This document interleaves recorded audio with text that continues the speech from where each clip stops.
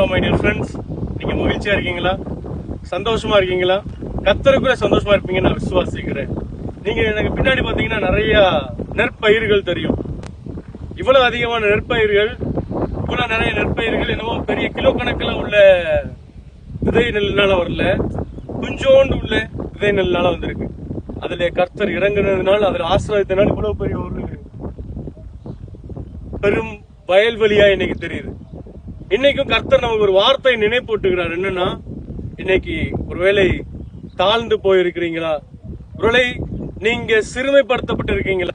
கர்த்தர் உங்களுக்கு கூறுகிற வார்த்தை என்ன அப்படின்னா, உங்களை சர்வ வல்லமை உள்ள தேவன் ஆசீர்வதிக்க போகிறார். அவர் ஆசீர்வதிக்கிறதுனால என்ன நடக்கும் அப்படின்னா, நீங்கள் பல மடங்கு அதிகமாய் பெருக போகிறீர்கள். உங்களை பெருகவும் பழுகவும் செய்ய போகிறார். நீங்கள் பலத்த ஜனமாகும்படி எண்ணிக்கையிலும் சரி, உங்களுடைய ஞானத்திலும் சரி, எல்லா வியாபாரத்திலும் சரி, கைகளின் பிரயாசத்திலும் சரி, உங்களை அவர் பெருக செய்ய போகிறார். என்னால் சர்வ வல்லமை உள்ள தேவன் உங்களை ஆசீர்வதிக்க போகிறார். எனவே தேவன் நம்மை ஆசீர்வதிக்க போகிறார். சர்வ வல்லமை உள்ள தேவன் நம்மை ஆசீர்வதிக்க போகிறார் என்பதை உணர்ந்தவர்களாய், பழுகவும் பெருகவும் செய்ய போகிறோம் என்பதை உணர்ந்தவர்களாய், இந்த நாளை சந்தோஷத்துடன் மகிழ்ச்சியுடன் துவக்கும் தேவன் தாமே நம் யாவரையும் ஆசீர்வதிப்பாராக. God bless you all.